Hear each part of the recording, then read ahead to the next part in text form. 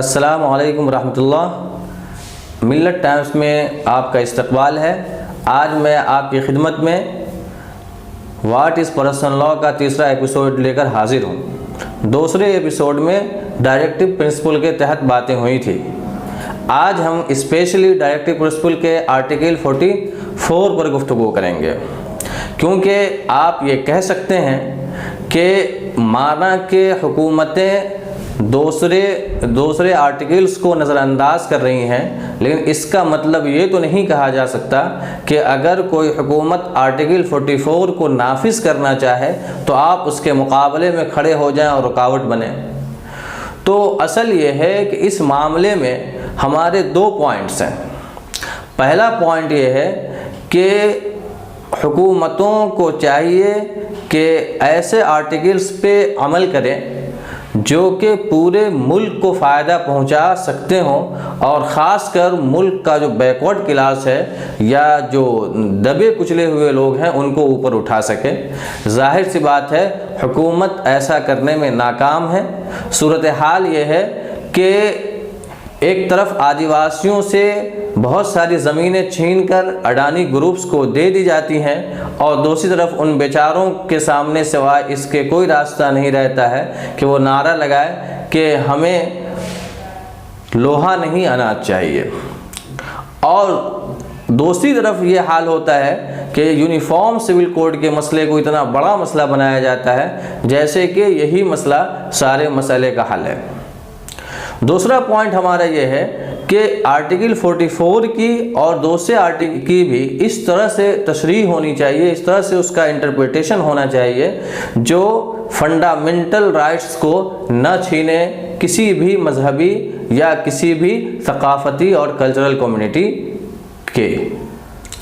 क्योंकि हम जानते हैं कि आर्टिकल 13B में एक बात कही गई है कि state shall not make any law which taking away the rights conferred by this part, यानी फंडामेंटल राइट्स के तहत जो हुकूक दिए गए हैं स्टेट को इसका हक नहीं पहुंचता है कि कोई ऐसा कानून बनाए जो इन हुकूक को छीन ले।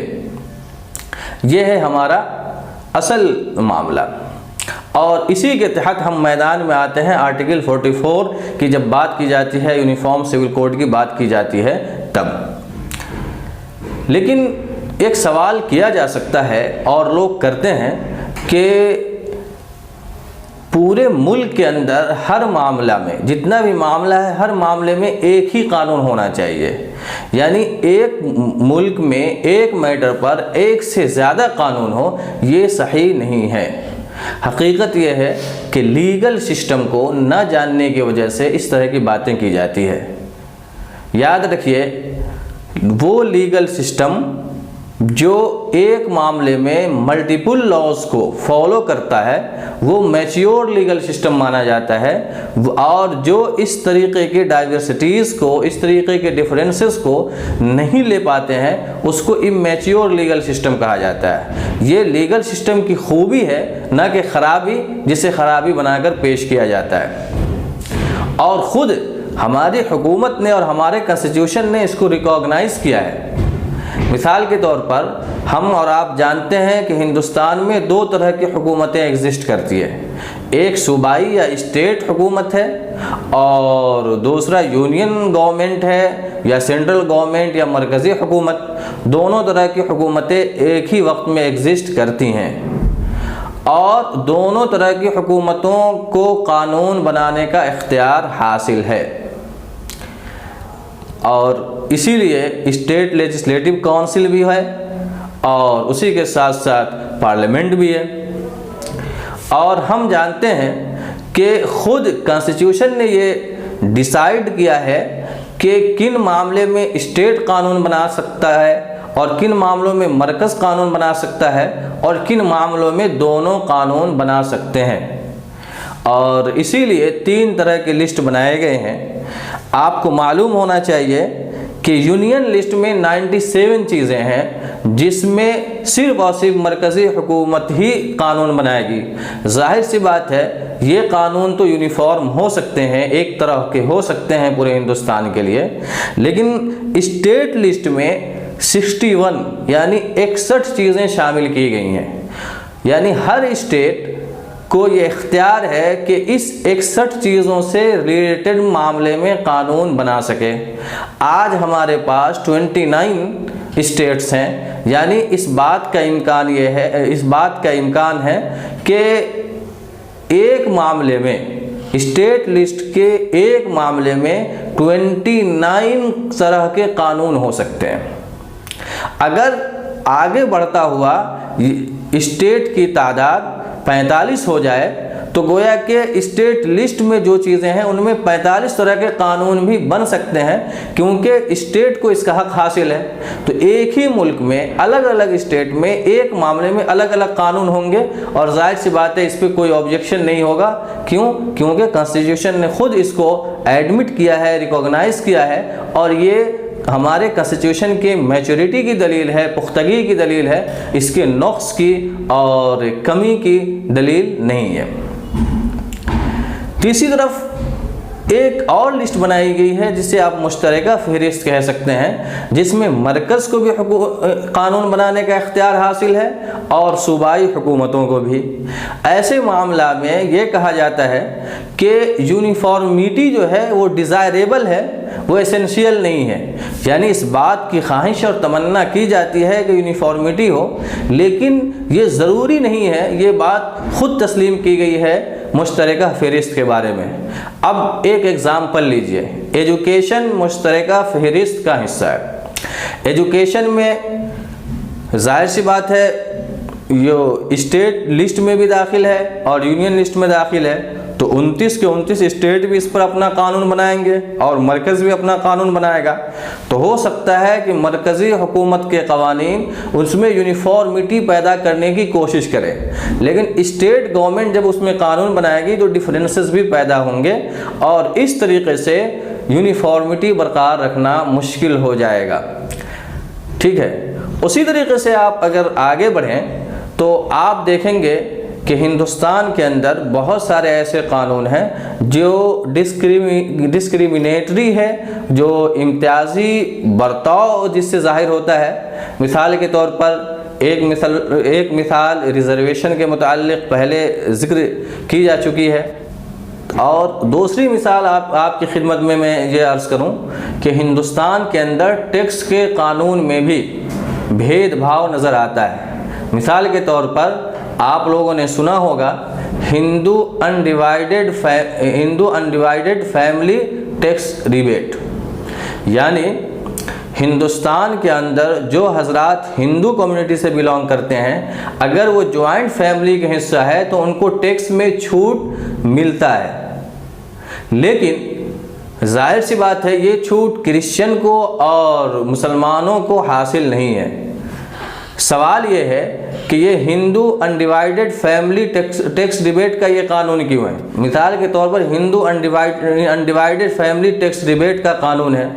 इस कानून के तहत सिर्फ़ और सिर्फ हिंदू कम्युनिटी को ही छूट मिलती है, मुसलमानों को या क्रिश्चियन को टैक्स में छूट नहीं मिल सकती है।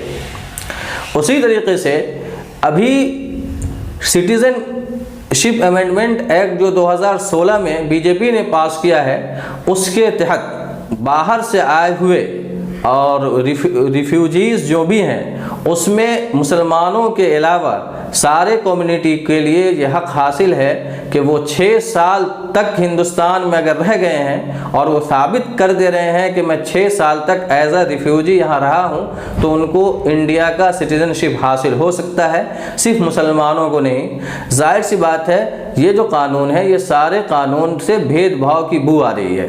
अगर एनालाइज करेंगे तो और भी कानून ऐसे निकल जाएंगे। जाहिर सी बात है ये जो कवानीन है ये भी यूनिफॉर्म नहीं है, बल्कि ये तो इस पे डिस्क्रिमिनेशन की बू आती है। इसके अलावा मैं आपको ये बताऊं कि special act for Nagaland constitution का हिस्सा है और इसमें ये बात कही गई है कि नागाओं के जो मखसूस कवानीन हैं उन कवानीन में किसी तरीक़े का कोई इंटरफेयर नहीं कर सकते हैं। यहाँ तक कि पार्लियामेंट को यह हक़ हासिल नहीं है कि वो नागाओं के बारे में कोई कानून बना सके। और ये बात आपके लिए ताज्जुब की होगी कि नागाओं के लिए सिर्फ और सिर्फ नागाओं को सिर्फ और सिर्फ एक सिविल कोड की या पर्सनल कोड की, पर्सनल लॉ की गारंटी नहीं दी गई है, बल्कि ये बात भी कही गई है कि सिविल और क्रिमिनल जस्टिस जो है वो भी उनके कानून के तहत अंजाम पाएंगे और उस सिलसिले में भी पार्लियामेंट को कोई हक हासिल नहीं होगा कि कानून बना सके जब तक के नागांव की जो रीजनल काउंसिल है जिसके 35 मेंबर होते हैं उनकी तरफ से रिकमेंडेशन नहीं आ जाए। यानी ये कि नागांव के मामले में पार्लियामेंट को भी ये हक हासिल नहीं है कि कानून बना सके, चाहे जाए कि छोटी मोटी लोकल अथॉरिटीज़ किसी तरह का इंटरफेयर कर सके। ये सारी चीज़ें हमारे मुल्क में मौजूद हैं, ये डिफरेंसेस को एक्सेप्ट करने की मिसाल है। इसके बावजूद भी इस बात पर इसरार करना कि आर्टिकल 44 में जो बात कही गई है उस पर हम अमल करेंगे और इस तरह अमल करेंगे कि कम्युनिटीज़ के राइट्स को छीन लेंगे, ये निहायत गलत बात है। अब एक सवाल जहन में आता है कि फिर आर्टिकल 44 का क्या किया जाए। मैं ये समझता हूँ कि ये सवाल अहम है, लेकिन अमल करने के लिए ये देखना होगा कि आर्टिकल 44 का दायरा कार क्या है, वो कहाँ अप्लाई किया जा सकता है। मैं ये समझता हूँ कि वो आर्टिकल 44 वहीं एप्लीकेबल है जहाँ किसी का रिलीजियस राइट्स या कल्चरल राइट न छीना जा रहा हो। इसलिए ऐसी जगहों पे तो कानून यूनिफॉर्म होना चाहिए, बल्कि कॉमन होना चाहिए, जहां कानून के यूनिफॉर्म या कॉमन ना होने की वजह से किसी न किसी कौम के साथ, किसी न किसी कम्युनिटी के साथ डिस्क्रिमिनेशन हो जाता है, उनका इस्तेहसाल होता है और उनके हुकूक छीन लिए जाते हैं। जैसे हमने बताया कि सिटीजनशिप अमेंडमेंट एक्ट का मसला है या फिर रिजर्वेशन का मसला है, और उसी तरीके से Hindu undivided family tax debate में हिंदू का लफ्ज़ हट करके इसको कॉमन और जनरल किया जाना चाहिए, क्योंकि इसमें कानून में अगर यूनिफॉर्मिटी नहीं है तो इसका मतलब है कि लोगों के साथ डिस्क्रिमिनेशन हो रहा है। लेकिन जहां ये मालूम हो रहा हो कि ये राइट्स का मसला है तो वहाँ यूनिफॉर्मिटी ज़रूरी नहीं है।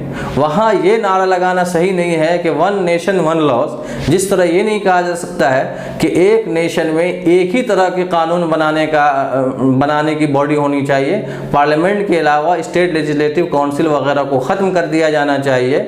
उसी तरीके से ये नहीं कहना चाहिए कि जितने भी रिलीजियस ग्रुप हैं उन सारे के राइट छीन करके सब पर एक कानून इम्पोज किया जाना चाहिए।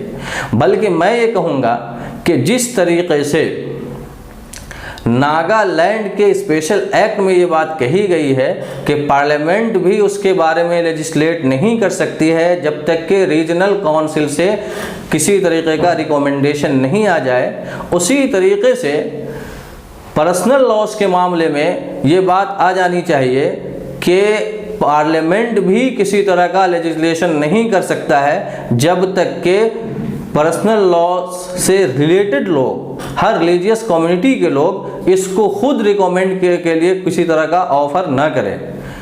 इसको अब सवाल ये होता है कि इस तरीके की बात क्यों की जाए। इसका सीधा जवाब ये है कि इस तरीके की बात इसलिए की जाए ताकि लोगों को किसी का एक्सप्लॉयटेशन या किसी को ब्लैकमेल करने का हक हासिल ना रहे।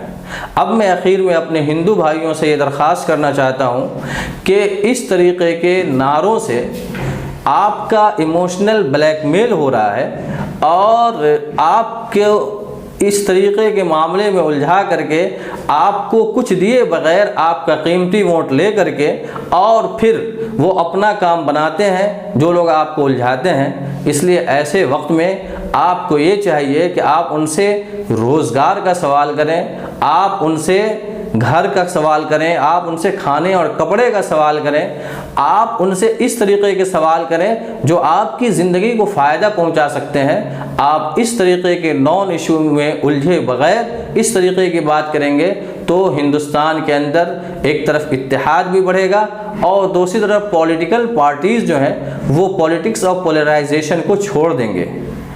और इसी के साथ हम बीजेपी से भी दरख्वास्त करते हैं कि अपने मैनिफेस्टो में आर्टिकल 44 और यूनिफॉर्म सिविल कोड के मसले को रखने के बजाय आप आर्टिकल 38 और 39 को रखिए, जिसका फ़ायदा हर एक सिटीज़न को मिल सकता है। उम्मीद है कि हमारी ये बात बहुत मुफीद साबित होगी। हम अब आपसे इजाज़त चाहते हैं। इंशाअल्लाह एपिसोड 4 में आपसे मुलाकात होगी। अस्सलामु अलैकुम रहमतुल्लाहि।